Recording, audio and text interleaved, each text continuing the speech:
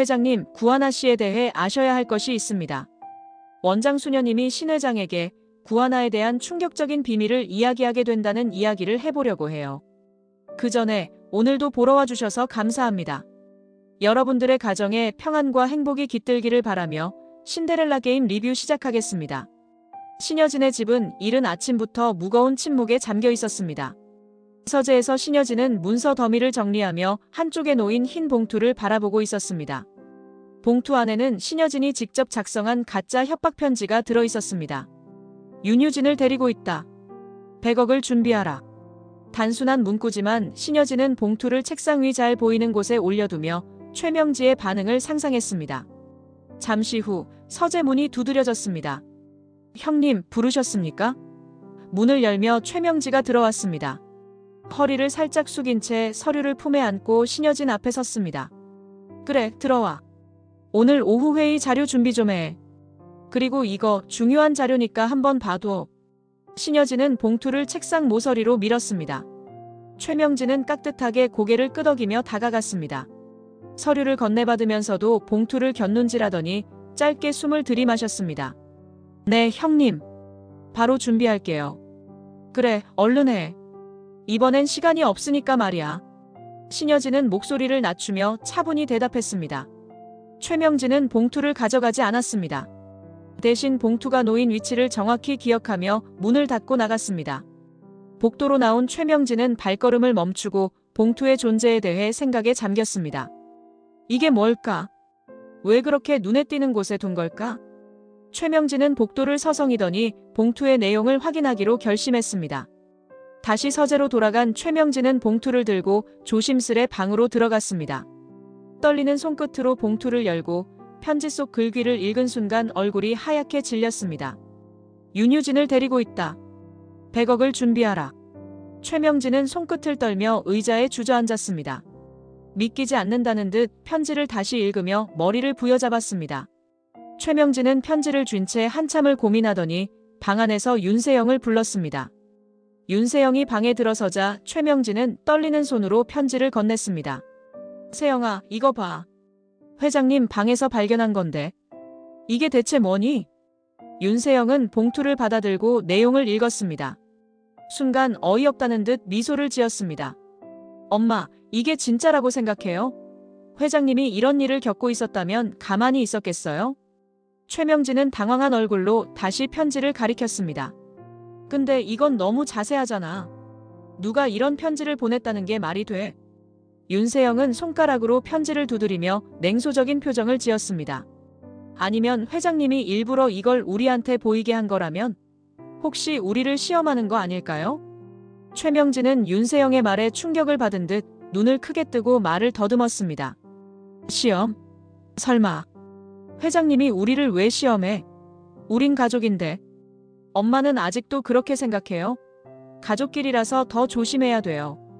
회장님은 우리를 완전히 신뢰한다고 생각하지 않아요. 최명진은 복잡한 표정으로 다시 편지를 읽으며 한숨을 내쉬었습니다. 윤세영은 그런 최명진을 가만히 바라보다가 차가운 목소리로 결론을 내렸습니다. 어쨌든 회장님이 믿는지 아닌지는 지켜봐야겠죠. 진짜 믿고 있다면 100억을 마련하려고 하실 거예요. 그 흐름을 보면 돼요. 최명진은 눈빛이 흔들리며 윤세영의 손을 붙잡았습니다. 그러면 우린 어떻게 해야 해? 만약 이게 진짜라면. 윤세영은 손끝으로 머리카락을 쓸어넘기며 단호하게 말했습니다. 100억 같은 돈을 쉽게 준비할 수는 없으니까 회장님이 실제로 움직이는지부터 확인해요. 믿는지 아닌지 보자고요. 최명진은 고개를 끄덕였지만 마음 한구석에서는 신여진에 대한 분노와 두려움이 뒤섞인 감정이 밀려왔습니다. 신여진은 서재에서 장비서를 앞에 두고 조용히 입을 열었습니다. 집안은 조용했지만 신여진의 목소리엔 단호함이 깃들어 있었습니다. 장비서, 지금부터 내가 시키는 대로 움직여야 해. 어떤 상황에서도 티내지 말고 행동해. 장비서는 정중히 고개를 숙였습니다. 회장님, 말씀하십시오. 무슨 일이든 따르겠습니다. 신여진은 책상 위에 놓인 협박 편지를 가리키며 말을 이었습니다. 누가 이런 짓을 했는지 알아내야 해. 하지만 대놓고 움직이면 상대가 눈치를 챌 거야. 그래서 100억을 준비하는 것처럼 위장해. 최대한 은밀하게 말이야. 장비서는 눈썹을 살짝 찌푸리며 고민에 빠진 듯한 표정을 지었습니다. 그 돈이 실제로 필요한 건 아니겠지요, 회장님? 물론 아니지. 가짜야. 하지만 상대가 이걸 진짜로 믿게 만들어야 해. 누군가 유진이를 해치고 내 손자를 위협하려는 사람이 있다면 이 돈 준비 소식을 듣고 움직일 거야. 신여진은 무겁게 고개를 끄덕이며 눈길을 날카롭게 번뜩였습니다. 장비서는 신여진의 말을 한참 곱씹더니 단호하게 답했습니다. 알겠습니다. 제가 알아서 처리하겠습니다. 그리고 조사 역시 시작하도록 하겠습니다. 신여진은 손끝으로 책상을 톡톡 두드리며 생각에 잠겼습니다. 좋아. 유진이 죽음에 얽힌 것들도 같이 조사해. 이 편지가 단순한 협박이 아니라고 생각해. 그 뒤에 숨은 무언가를 알아내야 해. 시간은 많이 없어. 유진님의 사고에 대한 자료는 이미 오래전의 일이어서 조사에 시간이 걸릴 수도 있습니다. 그래도 최선을 다하겠습니다. 장비서는 고개를 깊이 숙이며 대답했습니다. 신여진은 잠시 말을 멈추고 창밖을 바라봤습니다. 빛바랜 기억 속 어린 유진이의 웃음소리가 생생히 떠올랐습니다. 내 딸을 죽게 만든 자들을 그냥 둘 순 없어. 어디까지 엮여 있는지, 그리고 지금도 은총이까지 노리는지 확인해야겠어. 장비서는 단호한 표정으로 다시 고개를 들었습니다. 회장님, 제가 목숨 걸고 조사하겠습니다. 더 지시하실 게 있으십니까? 신여진은 깊은 한숨을 내쉬며 고개를 젓고 말을 이어갔습니다. 지금은 그것만으로 충분해. 하지만 무슨 일이 있어도 은총이한테 위협이 닿지 않도록 해줘. 그리고 절대 누가 움직이는지 내가 먼저 알아야 해. 장비서는 마지막으로 허리를 깊게 숙이고 서재를 나갔습니다. 신여진은 홀로 남아 협박 편지를 다시 한번 읽으며 결의에 찬 표정으로 중얼거렸습니다. 누가 움직이는지, 누가 내 아이를 해쳤는지. 이번엔 반드시 알아내고 말 거야. 서재 밖, 장비서는 긴 복도를 지나며 신여진의 지시에 따라 머릿속에서 행동 계획을 구체화했습니다. 누구보다 신여진을 믿고 따르는 장비서였지만 이번엔 사소한 실수 구하나로 큰일을 망칠 수도 있다는 생각에 긴장이 엄습했습니다. 한편 최명진은 신여진이 준비 중이라는 소문을 서서히 눈치채고 있었습니다. 100억이라는 숫자가 최명지의 머릿속에서 떠나지 않았습니다. 구하나는 은총과 함께 공원 벤치에 앉아 있었습니다. 7살의 은총은 새로 산 색연필을 손에 쥐고 스케치북에 그림을 그리고 있었습니다. 해맑게 웃으며 그림을 그리는 은총을 바라보던 구하나는 마음이 복잡해졌습니다. 아이가 이토록 밝게 자라주는 것이 고맙기도 했지만 자신이 엄마 역할을 잘 해내고 있는지 확신이 서지 않았습니다. 그때 전화가 울렸습니다. 발신자는 고 변호사였습니다. 안녕하세요, 구하나 씨. 지금 통화 가능하신가요? 네, 무슨 일이신가요? 구하나는 재빨리 전화를 받으며 은총의 머리를 살짝 쓰다듬었습니다. 오늘 조금 특별한 이야기를 전해드리려고 합니다. 제가 구하나 씨와 은총이에게 좋은 소식을 가지고 있거든요. 좋은 소식이요? 구하나는 궁금해졌습니다. 리차드 한이라는 분을 알고 계신가요? 아니요, 처음 듣는 이름인데요. 구하나는 이름을 낯설게 느끼며 고개를 갸우뚱했습니다. 리차드 한은 미국에서 활동하는 유명한 기업가입니다. 은총이를 후원하고 싶다고 의사를 밝혔습니다. 정확히는 구하나 씨가 은총이를 입양할 수 있도록 돕겠다는 뜻입니다. 정말인가요? 구하나의 목소리가 떨렸습니다. 물론입니다. 이분이 은총이의 상황을 알고 직접 후원 의사를 밝혔습니다. 경제적인 문제는 전혀 걱정하지 않으셔도 됩니다. 은총이를 위해 앞으로 필요한 모든 비용을 지원하겠다고 하셨습니다. 구하나는 순간 말을 잇지 못하고 눈물을 글썽거렸습니다. 은총이와 함께 살아가기 위해 그동안 많은 희생과 노력을 해왔지만 경제적인 압박은 항상 발목을 잡고 있었습니다. 정말 믿을 수 없는 소식이네요. 고 변호사님, 제가 뭘 어떻게 해야 할까요? 우선 후원 절차를 진행하면 됩니다. 제가 필요한 서류를 안내드릴 테니 구하나 씨는 준비만 해주시면 됩니다. 리차드 한과의 직접적인 만남은 이후에 조율하겠습니다. 감사합니다. 정말 감사합니다, 고 변호사님. 제가 꿈꾸던 일이 이루어지게 됐네요. 구하나는 두 손으로 전화를 꼭 쥐며 진심으로 감사의 뜻을 전했습니다. 전화를 끊은 구하나는 은총을 바라보며 아이에게 다가갔습니다. 은총아, 우리 은총이한테 좋은 소식이 있어. 뭔데요, 이모? 은총은 색연필을 내려놓고 두 눈을 반짝이며 물었습니다. 이모가 너를 진짜 아들로 만들 수 있게 됐어. 아주 좋은 사람이 우리를 돕겠다고 했거든. 은총은 잠시 멍하니 있다가 환하게 웃으며 구하나를 와락 끌어안았습니다. 정말요? 그럼 이제 이모가 진짜 우리 엄마 되는 거예요? 그렇지. 아직 시간이 좀 걸리긴 하겠지만 이제 확실히 준비할 수 있을 것 같아. 은총은 와, 진짜 신난다. 라고 외치며 스케치북에다 커다란 하트를 그렸습니다. 구하나는 그런 은총을 안아주며 마음속으로 다짐했습니다.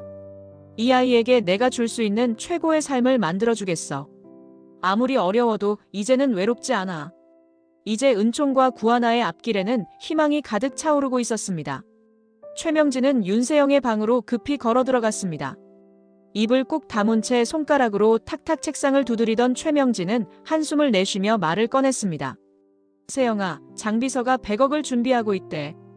윤세영은 놀란 듯 고개를 들었지만 이내 입꼬리를 살짝 올리며 의문스러운 미소를 지었습니다. 100억이요? 협박 편지가 진짜였던 걸까요? 이번엔 그냥 넘어가면 안 돼. 이 돈은 협박범에게 보내려고 준비하는 거겠지. 그런데 말이야, 우리가 그 돈을 가로챌 방법을 찾는다면 어떨까? 최명진은 윤세영의 반응을 살폈습니다. 윤세영은 천천히 의자에 기대며 턱을 괴었습니다. 그런데 엄마, 그 돈이 어디로 가는지도 모르는데 어떻게 가로채겠다는 거예요? 최명진은 서류 가방에서 메모지를 꺼내 손가락으로 가리켰습니다. 장비서가 회장님 지시로 돈을 준비하는 걸 우리가 알았잖아. 그리고 장비서는 그 돈을 비밀리에 처리할 사람이 필요할 테니 그 과정에서 우리가 개입할 여지가 생길 거야. 윤세영은 천천히 고개를 끄덕이며 계획을 머릿속으로 그려보는 듯한 표정을 지었습니다. 듣고 보니 괜찮은 생각이네요. 만약 회장님이 돈을 협박범에게 보내는 과정에서 내가 도움을 주는 척하면서 중간에서 빼돌린다면 아무도 몰라요. 최명진은 두 손을 맞잡으며 흥분을 감추지 못했습니다. 그래, 내가 직접 나서면 회장님도 의심하지 않을 거야. 장비서가 움직이는 시간만 확인하면 돼. 이번 두바이 건이 딜레이 되면서 우리도 돈이 좀 빠듯해졌잖아. 이 돈이면 한동안 걱정 없겠지.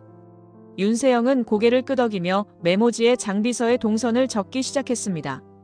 그렇죠. 회장님이 협박범을 상대로 돈을 쓰려고 한다면 그 돈이 어디로 가는지도 확인할 수 있는 기회니까. 장비서를 미행하는 게 좋겠네요. 최명진은 윤세영의 손을 붙잡고 눈빛을 마주쳤습니다. 절대 실수하지 말아야 해. 이번 기회 놓치면 우린 또 오랜 시간 기다려야 할지 몰라. 알겠지? 알아요, 엄마. 이번엔 제대로 할게요. 근데 엄마도 제발 흥분하지 말고 조용히 있어주세요. 윤세영은 최명진을 진정시키듯 손을 내저었습니다. 모녀는 서로를 마주보며 음흉한 미소를 나눴습니다.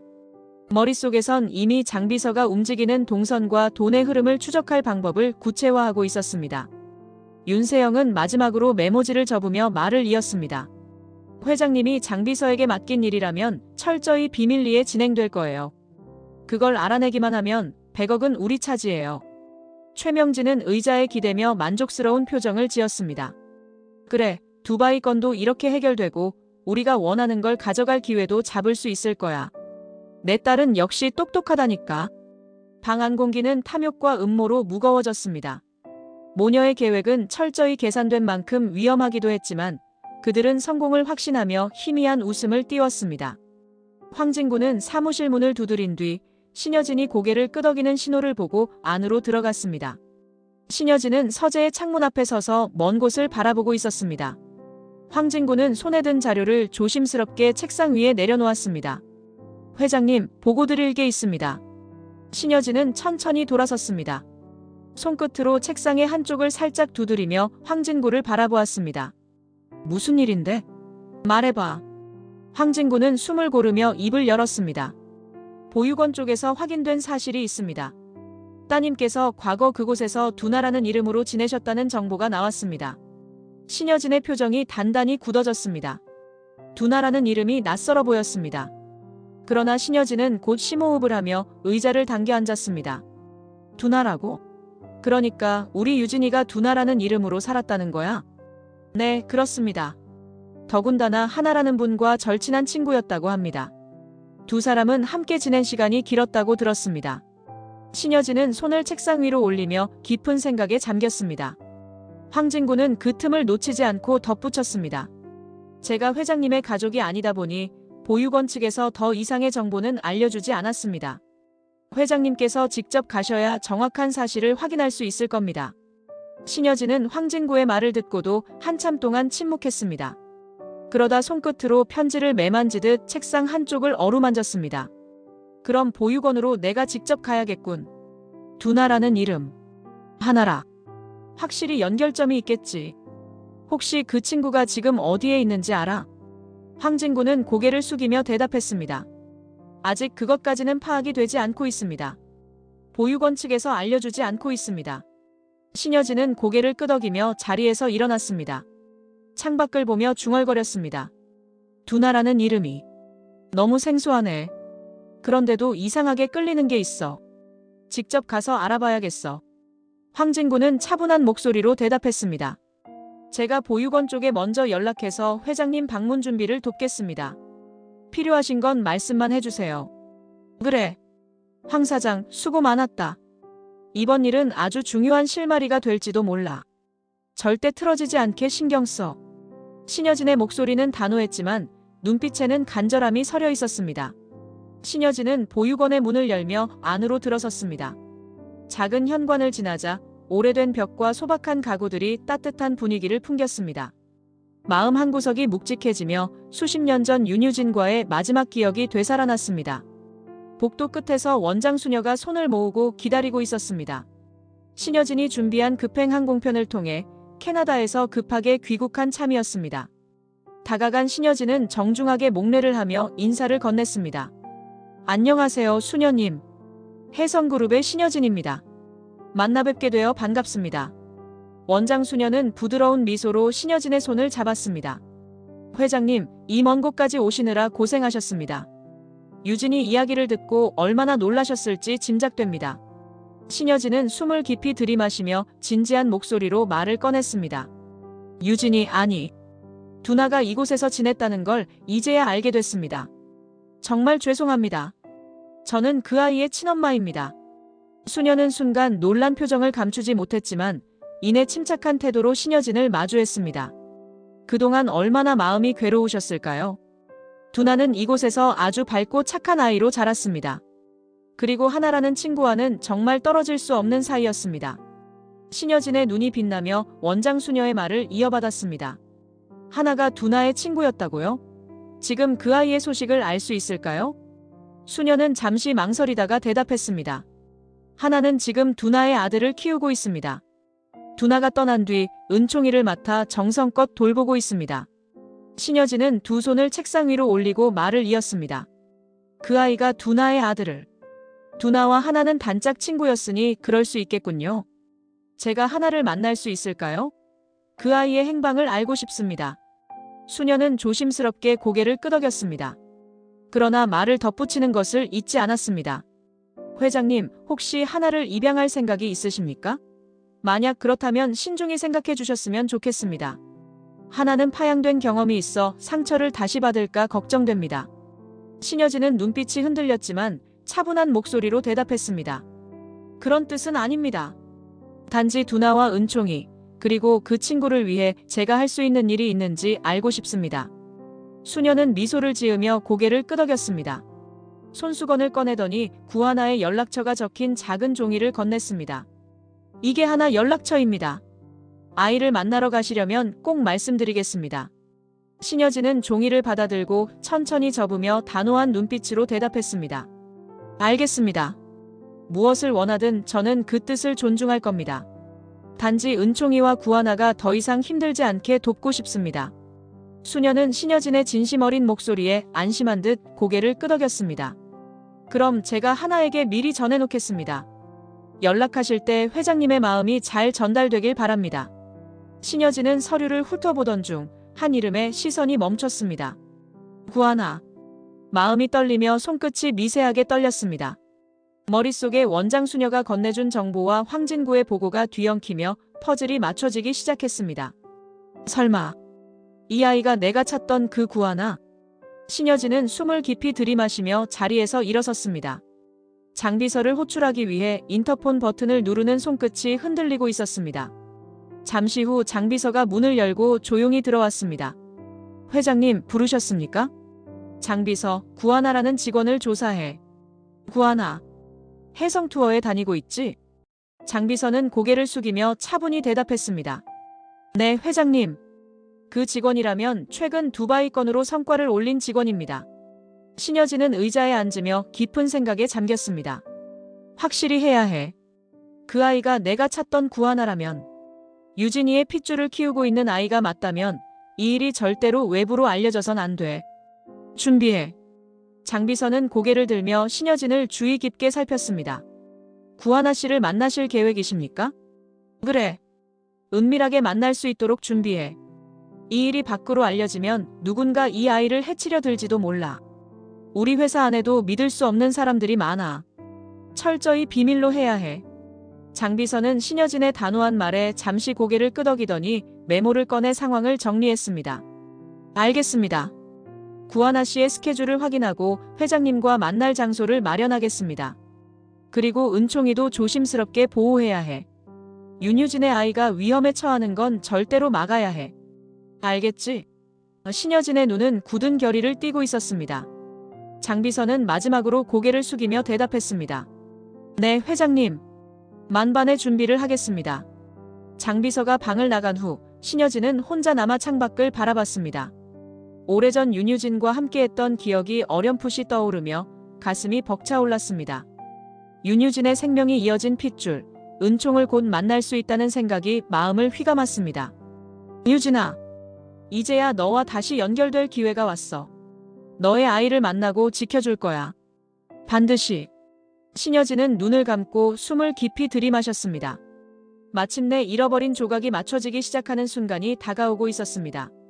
신여진은 미리 준비된 카페의 조용한 구석에서 구하나와 은총을 기다리고 있었습니다. 작은 손에 무언가를 꼭 쥐고 있는 은총과 긴장된 표정의 구하나가 문을 열고 들어왔을 때 신여진은 가슴속에서 뜨거운 무언가가 차오르는 것을 느꼈습니다.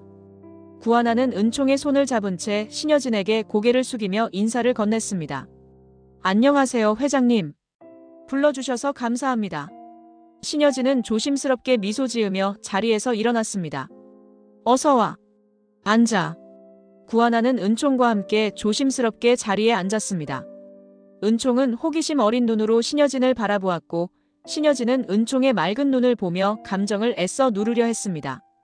구하나 씨, 내가 오늘 만나자고 한 이유는 다른 게 아니야.